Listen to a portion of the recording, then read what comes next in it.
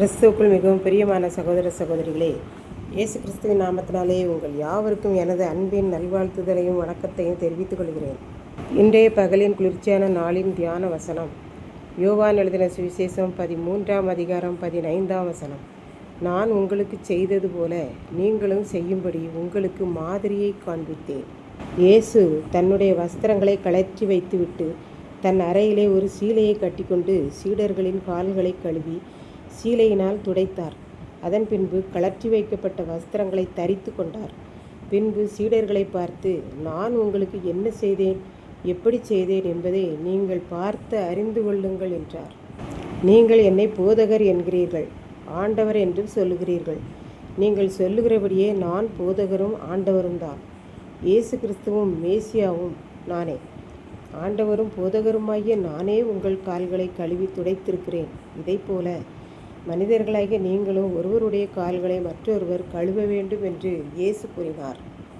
ஆண்டவர் சீடர்களின் கால்களை கழுவிய காட்சியை மனதில் கொண்டு வருவோமானால், முதலில் அவர் அணிந்திருந்த நிலைமை, அவருடைய ஆண்டவர் என்கிற அந்த எண்ணம், உலகின் பாவங்களையெல்லாம் சுமப்பவர் நான் தான் என்கிற எண்ணம், போதகர் இயேசு கிறிஸ்து மேசியா என்கிற எல்லா வஸ்திரங்களையும் எண்ணங்களையும் கழற்றி ஒரு ஓரமாய் வைத்துவிட்டு சாதாரண சீலை என்கிற துணியை தன் அறையில் கட்டி கொண்டவராய் தன்னுடைய சீடர்களின் கால்களை தரையில் உட்கார்ந்து பாத்திரத்தில் தண்ணீர் வைத்து கழுவி பின்பு தன் மடியில் கால்களை வைத்து அதில் கழுவப்படாமல் இருக்கிற அழுக்கையெல்லாம் சுத்தமாக துடைக்கிறார் என்று பார்க்கின்றோம்.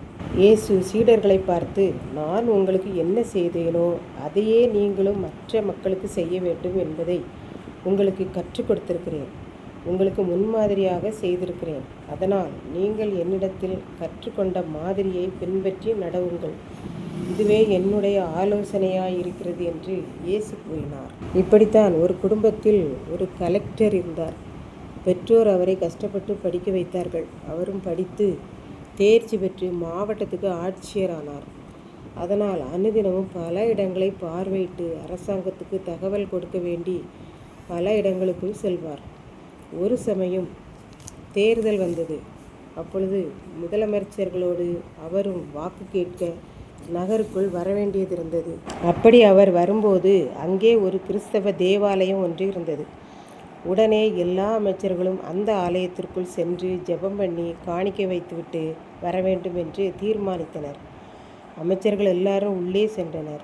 இந்த கலெக்டர் அவரது அரசு உடையில் வந்தார். தலையில் கலெக்டர் என்பதற்கான தொப்பி மற்றவைகளெல்லாம் அணிந்திருந்தார். அதனால் இவர் ஆலயத்திற்குள் செல்லும்போது தான் அணிந்திருந்த கலெக்டர் உத்தியோகத்திற்கான தொப்பியை எல்லாம் கலற்றி ஜீப்பில் வைத்துவிட்டு சாதாரண மனிதனாக உள்ளே சென்று ஜெபித்தார். ஆண்டவருடைய சமூகத்திற்கு வரும்போது கலெக்டர் என்கிற பெருமையை எல்லாம் கலற்றி வைத்து விட்டார். ஆண்டவரே, நான் மனிதனாக உம்முடைய சமூகத்தில் வந்திருக்கிறேன் என்று ஜெபித்துவிட்டு சென்றார் என்று பார்க்கின்றோம். நம்முடைய ஆண்டவரை பாருங்கள். அவரும் இதையே, இந்த மாதிரியையே இன்றைக்கு நம்மெல்லாரிடத்திலும் எதிர்பார்க்கிறார் என்று கற்றுக்கொள்கிறோம். இதை கேட்டுக்கொண்டிருக்கும் எனக்கன்பானவர்களே, இன்றைக்கு நாம் மற்ற மனிதர்களிடம் எப்படி நடந்து கொள்கிறோம் என்பதை சிந்தித்து பார்ப்போம். பணப்பெருமை, படிப்பு பெருமை, பதவி பெருமை எல்லாவற்றையும் ஒரு ஓரமாக வைத்துவிட்டு தாழ்மையை அணிந்து கொண்டு நம்மை போல மனிதர்களோடு நாம் ஒரு மனிதர்களாக பழகுவோம். இயேசுவின் மாதிரியைப் போல பிற மனிதர்களின் பாவ அழுக்கை துடைத்து பரிசுத்தவான்களாய் மாற்றுவதற்காக ஜெபிப்போம். ஆண்டவரை அவர்களுக்கும் நாம் கொடுப்போம். கர்த்தர் தாமே இந்த வார்த்தைகளை ஆசீர்வதிப்பாராக. ஆமென்.